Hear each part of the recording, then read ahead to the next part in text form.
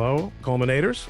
It's a snowy day in Newark, and I am joined by Marc Lobliner, my brother from another mother, in so many ways. We hang out.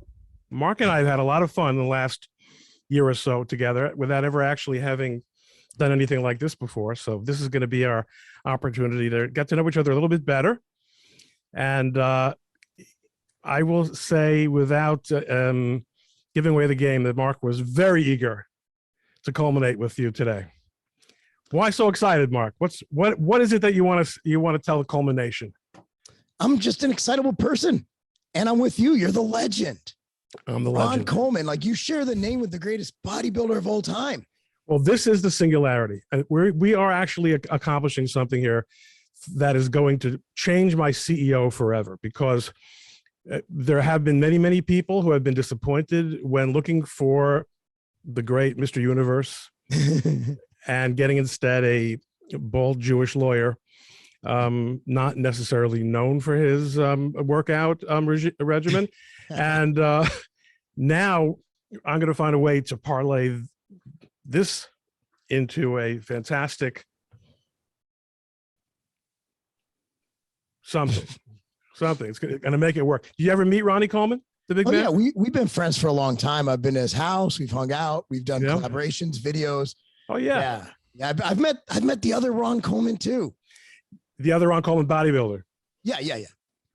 Yes, you guys look very similar though. Well, I'll just say that you'll never see both of us together. The same, no. So you can deduce whatever you want from that. Marc, where'd you grow up? Where are you originally from? I'm originally from California. You are originally from, because you really do bespeak being originally from California. Yeah, I grew up there, 80s and 90s, and went to Culver City High School, and it was back then California was the land of dreams. You went to California to make it. Everybody's running away from California. California was, dude, when I was a kid, Reagan, Pete Wilson, like, it was a Republican state. Certainly was. And that didn't go too well at the end. So, California fell apart after Pete Wilson did Prop 187. That was when it all fell apart. We lost the vote. Interesting. Yeah. Explain for our listeners what exactly Prop 187 did. So I was in high school at the time, and Pete Wilson, it was an immigration bill. And essentially it was like, hey, we can't have illegal immigrants come over here. And the Hispanic or Latino or whatever the word we're supposed to use, vote at the time, was heavily Republican. Because think about it, like, abortion was enough. Like, these are devout Catholic people. So once that happened, the Republicans lost the vote and they lost the state. Now, other people might have other recollections of why California went blue. That was when I recalled that they just gave up on Republicans when we lost the Latino vote. So you were in high school and you already saw things through the eyes of a conservative, you consider yourself a Republican at that, as a young man in high school, as a chubby young man in high school? Libertarian. Okay. Yeah. But there was a point. Remember, I was educated in California. Our economics teacher played a Michael Moore movie. Not even kidding you. And it was Roger and Me, I believe, the one where he was in Flint, Michigan. Yeah, that's the one where he made his bones. Yeah. So nonetheless, that was the education. So it was actually a time when I was thinking, wow, socialism's awesome. Everybody's makes it. And then I played football and I realized that the best players are the best players and the worst players suck. So not everybody's equal. People are going to work harder. Just at the end of the day, usually the people who become great athletes outwork everybody else. There's a genetic component, but it's outwork. And that's the same with rich people. They usually work their asses off. And once you realize that we're not equal, we're not equal. People are not equal. We're different. We're very different. And we're on different on multiple axes too. It's not even just work, more work, less work, more brains, less brains. Work is by far the number one component. Yeah. And there's no question that I have been lapped by many people whose IQs are not within 20 points of mine, but who showed up every single time, never missed a deadline, always hit and did consistently mediocre work, but consistently. And that is the name of the game. let's take a step back. Yeah. Because although we are going to represent the singularity, the combination of the worlds of Ronnie Coleman and Ron Coleman and Marc Lobliner, some ColemanNation listeners might, as amazing to you as it might seem, might not know who you are, just as some people in your bodybuilding world don't know who I am. So let's tell the story. You recently had achieved a major breakthrough in a sort of comeback and a new kind of qualification. I don't actually really understand it. I knew that I knew you wanted something, that you got it, and I was real happy for you. You know, I was a bodybuilder in the early 2010s, and I did pretty well. I got a pro card in kind of a second-rate organization now, but now at the time it was a good organization. But since then, they've kind of, I don't even know if they're around anymore. Long story short, my wife got tired of me bodybuilding, so I gave it up and I actually took up boxing for the next 5 years. Actually, I was 8 years off, but 3 years in, I'm like, I'm going to be a boxer. And so I kind of quit bodybuilding. I still weight trained. I still stayed in shape. I'm naturally muscular. I hold a lot of muscle. Like I get all these crazy steroid comments. I'm not the one who's going to say I'm all natural. No, I'm not. I'm on hormone replacement therapy. I'm not ashamed of that. So I held on to a lot of my muscle, which kind of hurt me in boxing, because in boxing, you don't want to be that wound up, that tight. So nonetheless, this year I was getting ready for a Masters boxing tournament in August, and I was getting my ass kicked. And my wife's like, you make your money with 2021? This is 2020. This last year, 2021, August. Okay. So I'm in camp, because this really seemed to you really ramped up fast on this. Okay. It was crazy fast, because what happened is, so I'm literally, I did a fight in May and I did fantastic. And so I'm like, dude, I'm just going to get ready. What class? Win this tournament. You're not that tall. I'm only 5'7". Wow. You might even be shorter than Reboy. Jews. Yeah. It's my brother's 6'1". Oh, really? Yeah. He's a really tall Jew. And I went to Princeton with one of the world's tallest Jews, a guy who, no. He was at least 6'8", 6'10". I mean, goodness. Howie Levy, very, very tall guy. And he played center. In the Ivy League, he dominated. All right, go on. Sorry. But he was the only NCAA starting center with a hairy back. So finally, like my wife in mid-July, she's like, you got to stop boxing. And I'm like, why? You already told me to stop bodybuilding back in 2013. And she explains why. And I had no argument why I should keep boxing. And so she's like, can I bodybuild again? She's like, we'll talk about it. Okay. So were you actually, you were middle, what were you, a middleweight? Or a heavyweight. I was fighting people like 6'6". Right. Because I get it. In other words, because you couldn't, in other words, you were holding the muscle, so you couldn't lighten up meaningfully. Weight. But you're a tiny guy for a heavyweight. Ridiculously small. Tiny. Yeah. So I was going to drop down to 201 to actually go the class below heavyweight, because those guys are only like 6'2". 6'2", I can bob and weave in. 6'11", I'm screwed. So anyway, so the next week I'm in California. I own a business in California called Ambrosia, and I get a text from a promoter of a local show called the Knox Classic. And I'm like, yeah, I'll be there. I have this thing called the Outright Bar. We had a table. We were going to give away Outright Bars. I'm like, I'll be there. He joked around and said, you should compete. And I said, let me Outright Bars. Wait, Outright Bar, yes. Meaning a nutritional supplement, not a place for drinking alcoholic beverages. Not that there's anything wrong with that, but that's what you're talking about. Yes. I know that because number one bar in the country. So anyway, so long story short, I asked my wife, I text her, I'm like, hey, can I do a bodybuilding show? And she goes, okay. Shocked me. Absolute shocking. So I'm like, all right, let's go. I had 10 days to get ready. Yeah, I remember. And that's about when I started following the story. You said, I'm going to do on a lark. I'm going to do this show. Yeah. And I won. And so I did the North Americans 4 weeks later, and I got third. That was a pro qualifier. If I would have won, I was like 2 points off. It wasn't that far. And then I'm like, I'm just, I'm going to take a year off, get better. And my body responded to the training, and I gained like 20 pounds of muscle. I told my coach, Jose Raymond, he handles my diet and training, my diet. I'm like, Jose, I can do this. He's like, let's go. So I did the Masters USA, and I earned my FBB Pro card. So how fast did that happen? Not Well, I mean, August, my first show was like August 2nd, and December 11th, I earned my pro card. unbelievable. I mean, people have to understand. I don't know anything about your sport. Don't really know anything about your sport. It's weird. But I was, because you and I are in regular contact, and through the Hatocracy and also just reading your tweets, I'm just like, you're keeping us posted on what you're doing, and I was so able to pick up the intensity level. I mean, like, just listening to you, a person can tell you're intense. Come on, you're all roided up. Come on, admit it. A lot of roids, but I take HRT. Here's the thing, man. I'm 41 and I'm a millionaire. Why am I going to risk my life for bodybuilding? Like, let's be crazy. Like, come on, don't get crazy. Lots of guys make that mistake. Come on, you know that. Oh, but yeah, Jeff Bezos. Jeff Bezos looks great. That dude's jacked now. He is? Dude, have you seen pictures of him? Like, he's jacked. Oh, in other words, after the wife found out, and now he's back on the market. Yes. And because being a gazillionaire is not enough, I guess. What do you know? He's got everything now. He's got a flat stomach, and he's got trillions of dollars. Unbelievable. Anyway, that doesn't add up into the singularity part at all. Not at all. So, all right. So you end up going into bodybuilding after playing football in high school. Yes.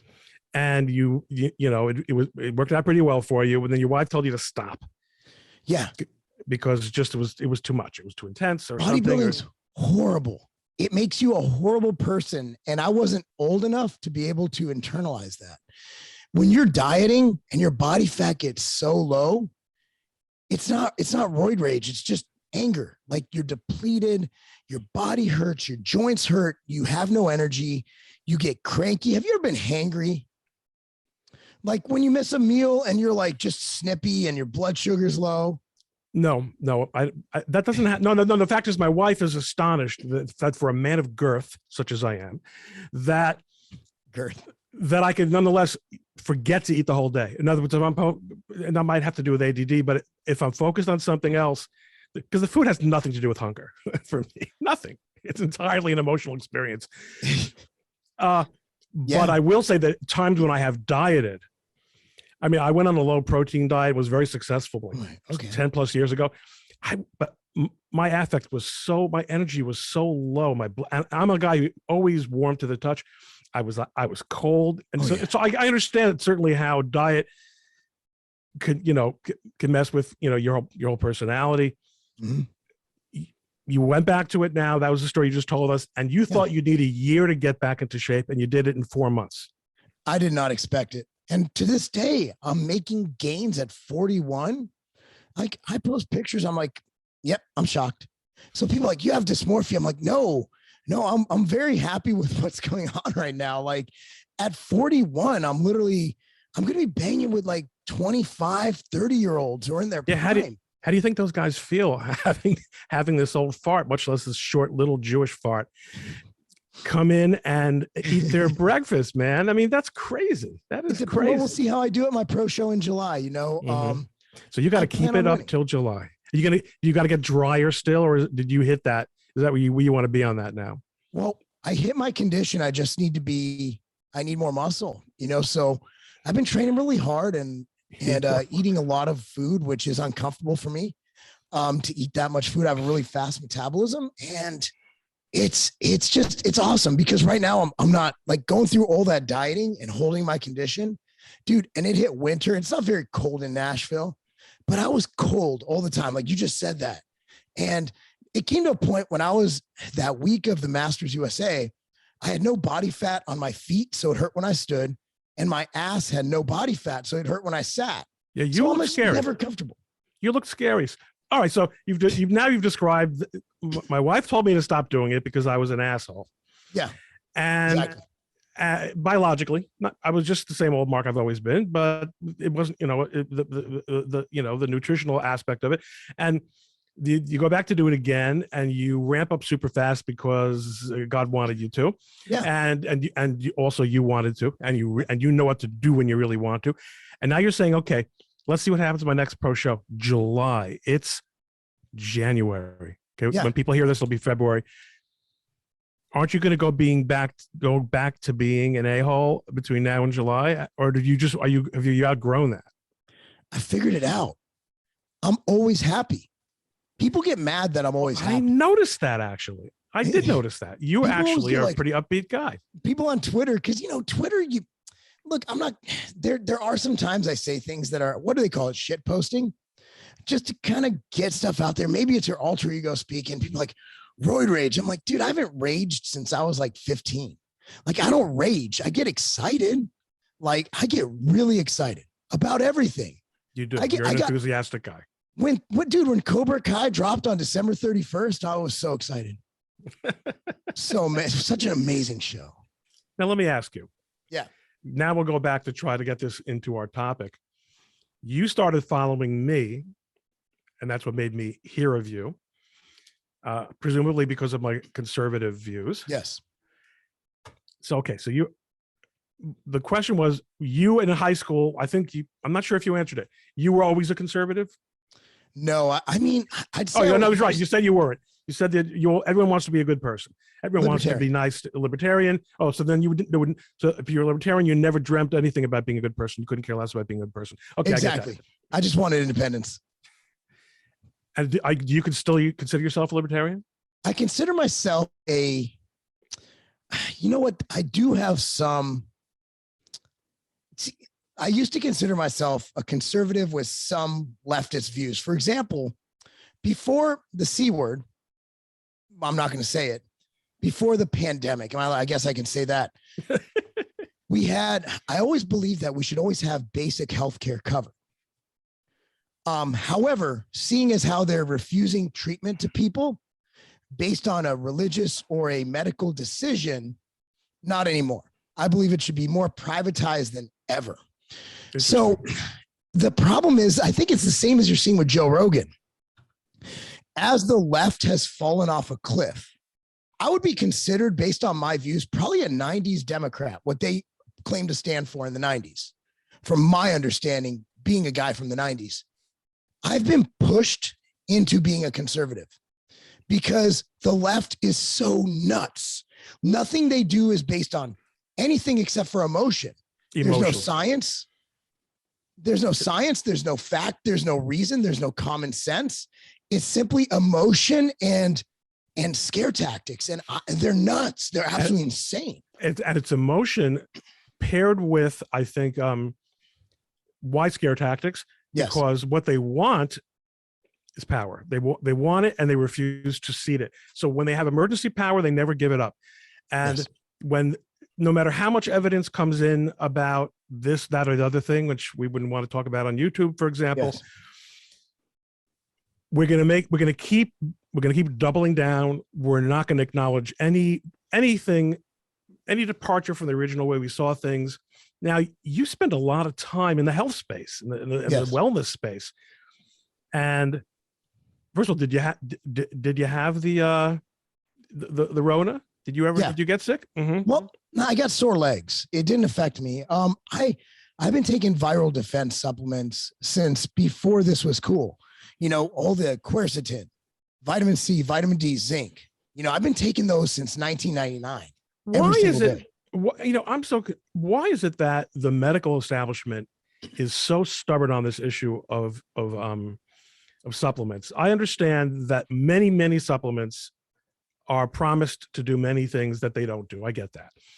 But the idea that they won't even acknowledge that vitamin D, like most of us are deficient vitamin D. The best thing to do is get it from food. Okay, very good. Get it from food. Now let's talk about what's going to actually have to happen. You can't. Because most people really can't. I mean, the D is the easiest one because you just have to get outside a little bit. But so you use the supplement viral defense, and you think that it helped you. I think it would cure. I don't want to say cure. No, I think it would greatly increase our chances of being very mildly or not majorly affected by all external invaders of ourselves. When you got it, you were still in the boxing space, right? I got it just recently. Oh, that's right. You mentioned it.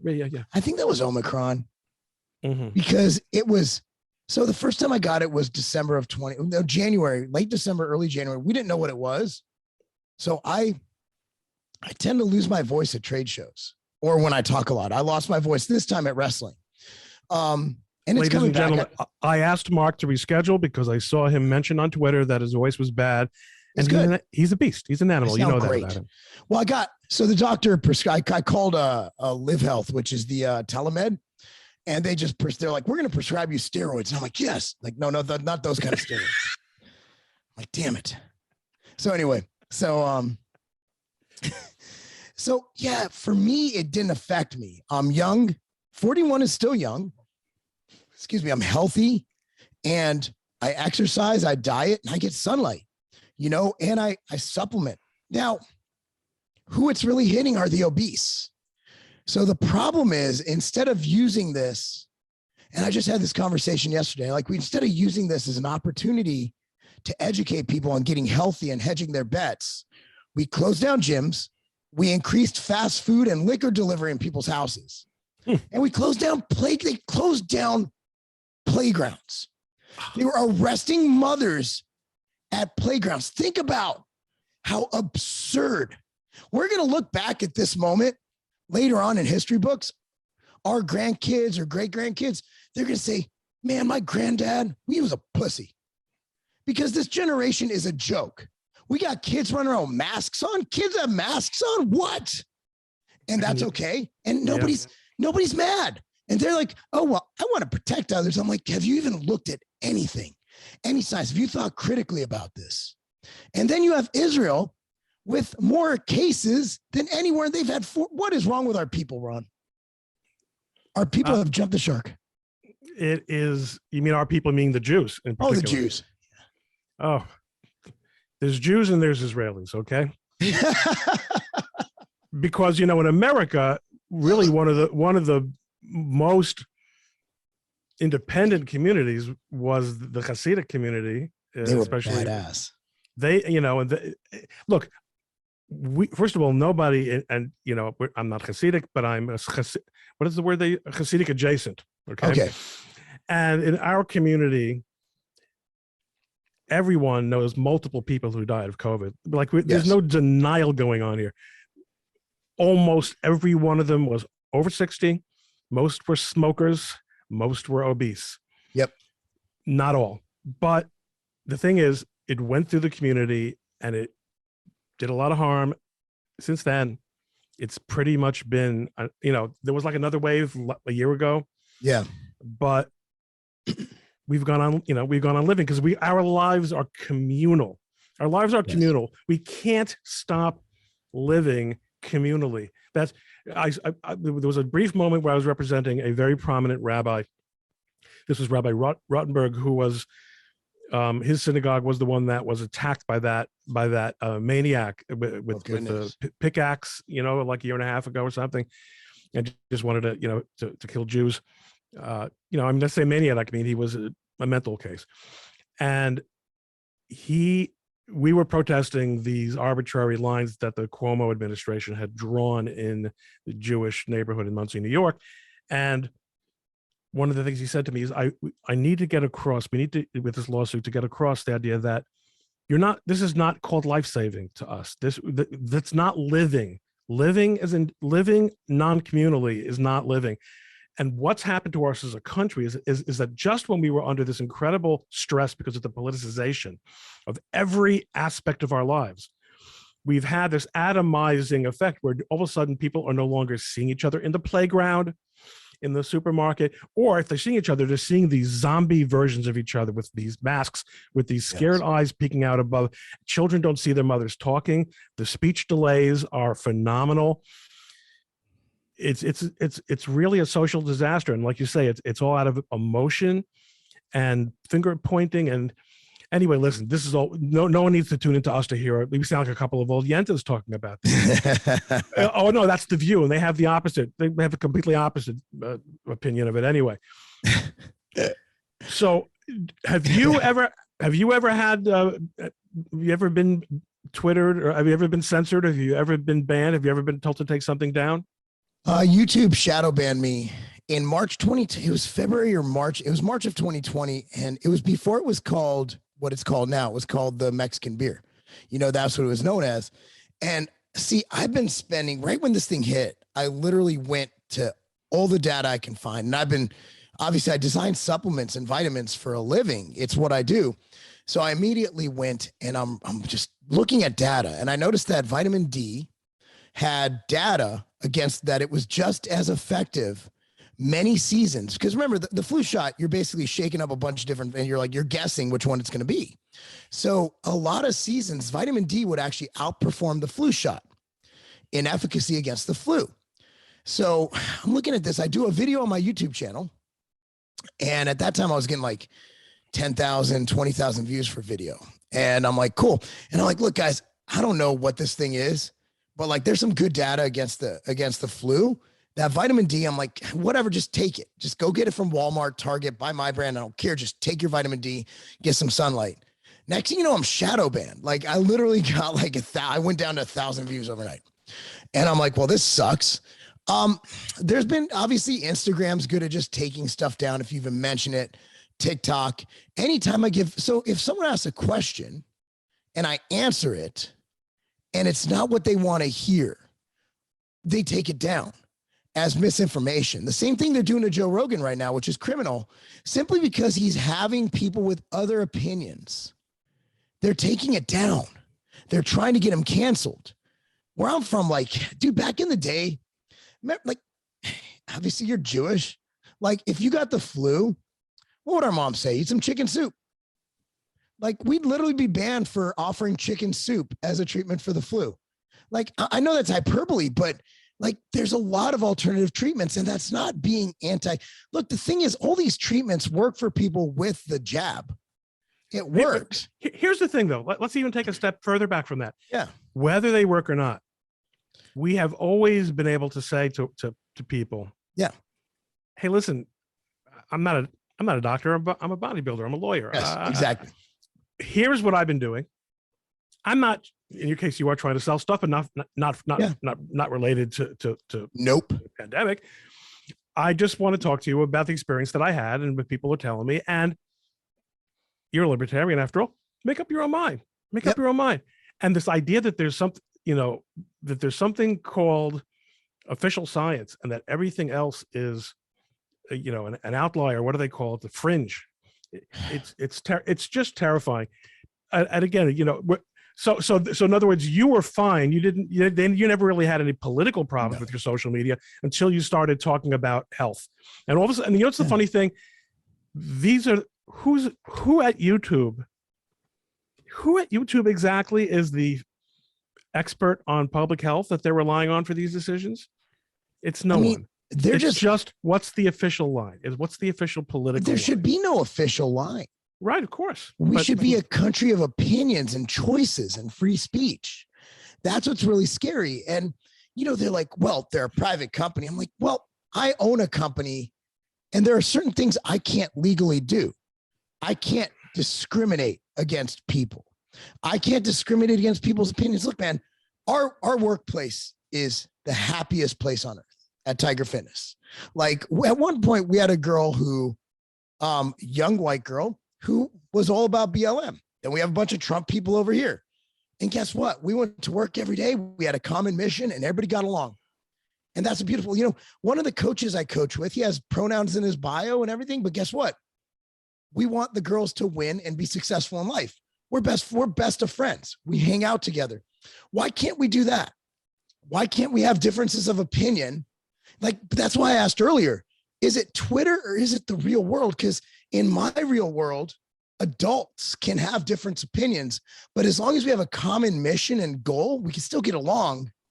But it just seems like in politics and on social media, I don't even know what's real anymore, man. No, the problem is, though, it's true that Twitter's not the real world. And it's even true that a very small percentage of people in the real world are on Twitter, but almost everyone who is a decision maker is on Twitter or has someone on Twitter for them, meaning that it is essentially where a lot of influential decisions are fought out.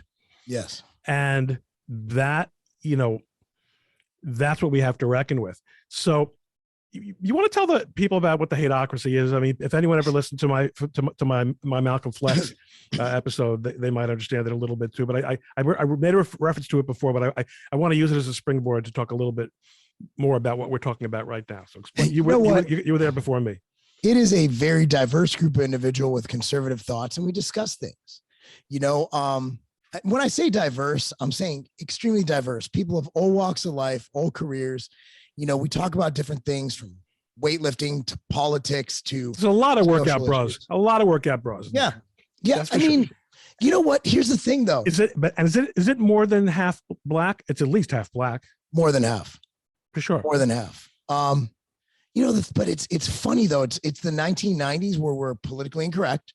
We'll say off the wall jokes, self-depreciating jokes, but yeah, it's guys having fun together. It's a group of good guys, not abiding by political correctness. And we share each other's stuff. We post each other's things. And it's become a really fun group just to be a part of. And I don't have a lot of time to spend as much time as a lot of those guys. Right. But at the end of the day, I'll cruise through and I'm like, this is fun. It's fun. It's a good group. What it shows you is that it's good to have, even though, like I said earlier, like you could have differing opinions and still be friends.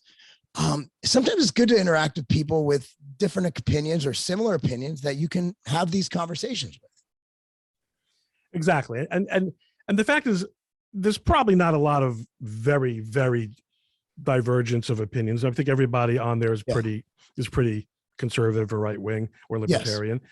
But people certainly coming from a lot of different places. Yes. And one of the things, you talked about this emotion. My wife is always talking about how, what is the nature of women at their worst? Is not look, women can accomplish anything. They can do anything, but just as men have to overcome certain natural tendencies that they have, women have to overcome a natural tendency towards emotionalism. There, I said it. And everyone has become a woman, and everyone is offended, and everyone is this whole thing with cancel culture is all about giving the cold shoulder and throwing someone out of the group, which is like it's a female. It's kind of a passive aggressive. Yes. What do men do? They bash each other's head, and frequently the next day they're they had it out and they're back again being guys, and it has become this so-called toxic thing to toxic masculinity. I mean, you're a bodybuilder. You're in this space where it's this extremely manly masculine. Is there a tendency politically among the guys that you interact with in that world? If they weren't conservative, they are conservative now. 95% of them. If you just look at my Twitter today, talking to Phil Heath, Kai Green. Yeah, they tend to. So when you've built your body, like nobody helps you. Like you have to go lift the weights. You have to eat the food. You have to do whatever you have to do. That's sacrifice. Like it's not that whole Obama, it takes a village thing. It's, hey, I have personal responsibility. So what weight training does, or what bodybuilding, even just going to the gym and being healthy does, it gives you this sense of accountability. And what's happened is we've had a complete demasculinization of society where men are afraid to be men. They're afraid to do manly things. What is a manly thing? Well, a manly thing is taking care of your family. And look at the inner cities. You got 20% of the families in these inner cities have dads. And you're wondering why there's the problems there are. Being a man doesn't mean you're cutting down a tree. I can't fix anything in the house, but I do manly stuff. I provide for my family. I'm the disciplinarian of my household. And, when it comes down to the end of the day, my wife does a lot. She's more, just as, if not more, critical to our companies and everything, but there are gender roles in my family, and I'm not mad at that. I'm not going to make an excuse.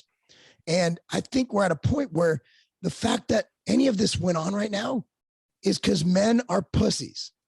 They have feminism and all this skinny jean wearing shit. It's just made men completely castrated. and without any self-esteem and pride. And that's why if you go to any gym, most gyms, you're going to see people who we were the first ones to be like, dude, why are we training in masks? Like, this is stupid. So they're the bros. Look, the bros had it right from the beginning. We just did, because we're like, dude, I take care of myself. I take my vitamins. I exercise. If I get taken down by a cold, it's just not my day. That's just men. Like we've talked about before, there are differences in gender, and women do tend to be more emotional, but men need to, there's no such thing as toxic masculinity. Society needs masculinity, period. Agreed. And between you and me, I think we have completely cornered the market on two different varieties of masculinity. One of which is definitely not a traditional Jewish one. The idea of being a big, even if you're not tall, but being a big, strong guy, strong guy, and a boxer. Did either of how many generations of your family have your family been in the United States? So my grandfather escaped Auschwitz on my mother's side. Actually, had a local newspaper in Nashville tried to do an article saying my grandfather was not in Auschwitz. And they looked up my father's side. Like, you dummy, they were in Pittsburgh. So I thought it was funny. Like, if you're going to do a hit piece, at least do it right. Anyway, so they've been in Pittsburgh for a long time? Or they were? My father's side's weird. They've been here a while. I think they came over from Poland as well. But my mother's side came from Lublin. Lublin, exactly. So my mother's side, that came from the Holocaust. Yeah, that was the Holocaust escapee. My grandfather. My father's side was also like much, a couple generations more American than my mother's side.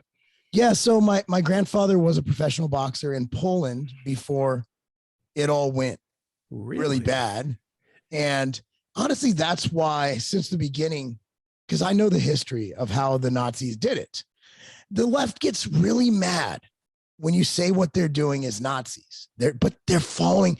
People don't realize that they didn't just go, hey, round up the Jews, get the trains. No, first they vilified the sick.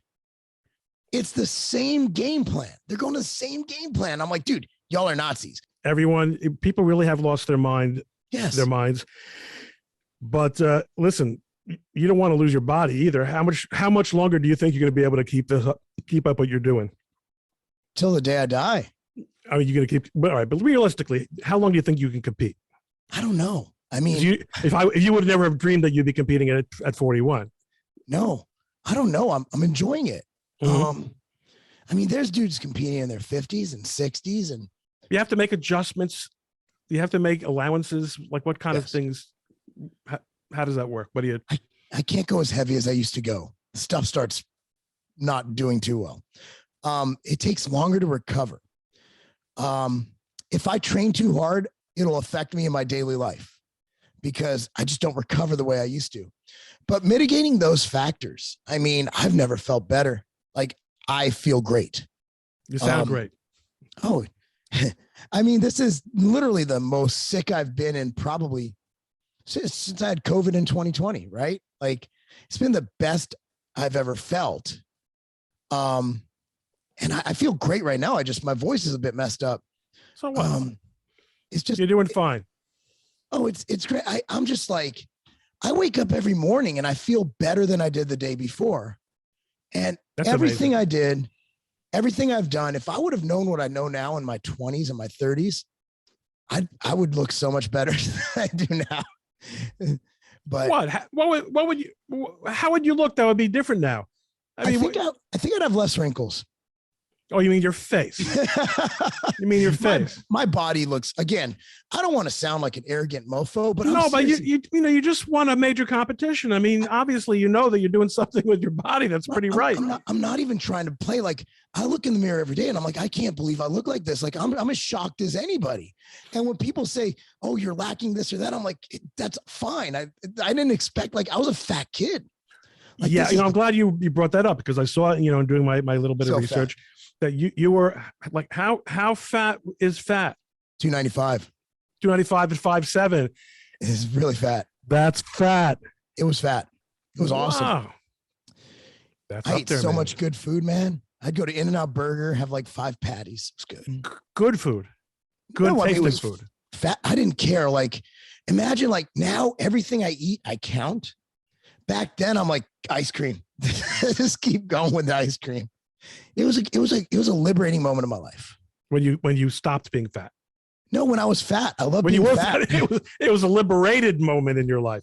Being fat was amazing. I got to eat whatever I want. But socially, it sucked. I mean, at that time I played football and I was good at it. What'd you play? So I played at Culver City High School. I was a pulling guard and I played linebacker and nose guard. So okay, you got, so you were basically an immovable object in the line. And I was extremely fast. I ran a 4.68 in the 40, which was at 5'7", 295. It was a weird thing. In fact, I have a VHS tape that I got to get converted of my highlights.